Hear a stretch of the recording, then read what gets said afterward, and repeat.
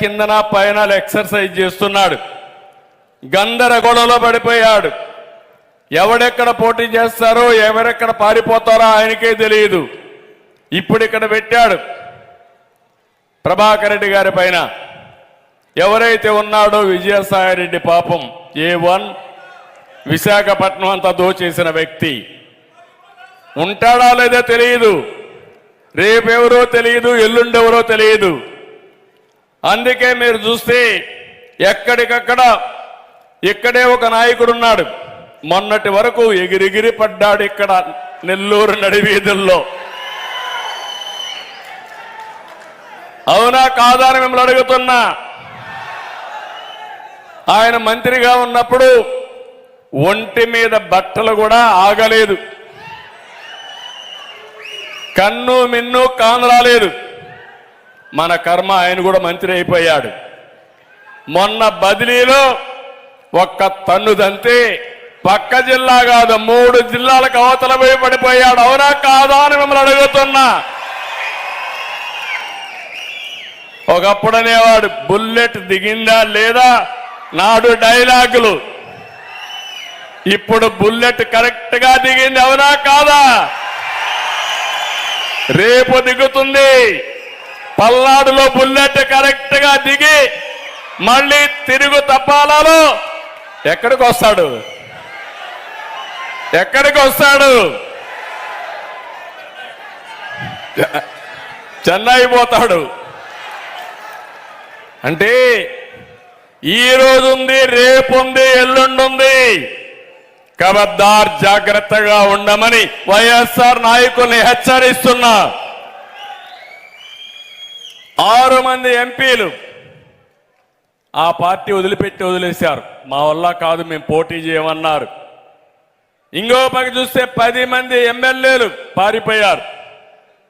5-6 మంది ఎమ్మెల్సీలు 4 ఏళ్ళు 5 ఏళ్ళు ఎమ్మెల్సీలుగా ఉంటే ఈయనతో లాభం లేదు, ఈ రాష్ట్రం నాశనం అయిపోతా ఉంది, నా పదవి కంటే రాష్ట్ర భవిష్యత్తు ముఖ్యమని పార్టీకి రాజీనామా చేసి వచ్చే పరిస్థితి వచ్చేశారు.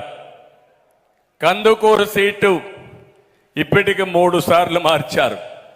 ఇప్పుడు వచ్చిన ఆయన మళ్ళా ఉంటాడో లేదో నాకు తెలియదు. కనిగిరిలో చెత్త, కందుకూరులో బంగారం అవుతుందా తమ్ముళ్ళు? ఆడ చెత్త, ఇక్కడ బంగారం కానీ లేకపోతే సెంటు కానీ సువాసన వస్తుంది అనుకుంటున్నారు ప్రజలు మోసం చేయడానికి. ఈయన్నే కాదు, గంగాధర్ నెల్లూరులో 3 సార్లు మార్చేశారు. ఆయనైతే డిప్యూటీ సీఎం ఏకంగా. అలాంటి పదవి ఇచ్చిన వ్యక్తికే దిక్కులేదు సీటు. ఇంకో పక్క చూస్తే మంగళగిరిలో 3 సార్లు మార్చారు. ఇప్పుడు కూడా గ్యారంటీ లేదు, మళ్ళా మార్చచ్చు. ఇవన్నీ చూస్తా ఉంటే పాపం కార్యకర్తలు రోజు ఫ్లెక్సీలు వేసుకుంటున్నారు వాళ్ళ ఫోటోతో. మళ్ళా సాయంత్రానికి తీసేస్తే మళ్ళా ఫ్లెక్సీ మార్చేస్తున్నారు.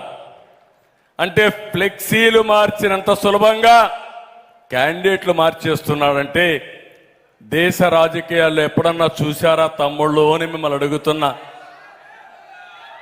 ఇది రాజకీయమా అని మిమ్మల్ని అడుగుతున్నా. ఈ రాజకీయాల్ని మీరు ఆమోదిస్తారని ప్రజలను అడుగుతున్నా.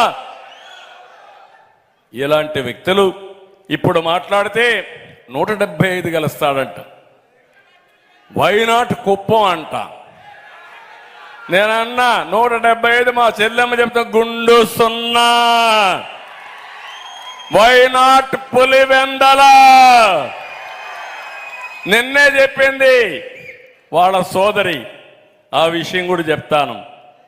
ఇలాంటివన్నీ చూస్తే జగన్ ఒక బ్లఫ్ మాస్టర్. ఇతను ప్రతి విషయంలో మోసం, దగా, తప్పుడు సమాచారం తప్ప ఎప్పుడు కూడా ఏది మాట్లాడే పరిస్థితిలో ఉండడు. మీరు ఒకసారి చూడండి, సిద్ధం మీటింగ్ అంటాడు, ప్రజలు నవ్వుకున్నా లెక్క చేయకుండా ముందుకు పోతాడు. మీటింగ్ పెడితే స్కూల్స్ అన్ని సెలవులు, అక్కడి నుంచి అన్ని బస్సులు ఈయనకే ఇవ్వాలా. 5 జిల్లాల్లో ఉండే బస్సులన్నీ ఈయనకే ఇవ్వాలి. మనం మీటింగ్ పెడితే మనం డబ్బులు కట్టినా బస్సులు ఇవ్వరు. కానీ ఈయన మీటింగ్ పెడితే మాత్రం డబ్బులు కట్టకపోయినా 5-6 జిల్లాల నుంచి బస్సులన్నీ సేకరించి ఊడిగం చేస్తున్నారు ఆర్టీసీ. కబద్దార్, జాగ్రత్తగా ఉండండి.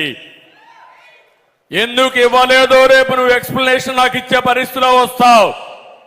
2 నెలలే, 40 రోజులే టైం. ఆ తర్వాత చెప్తా మీ కథ.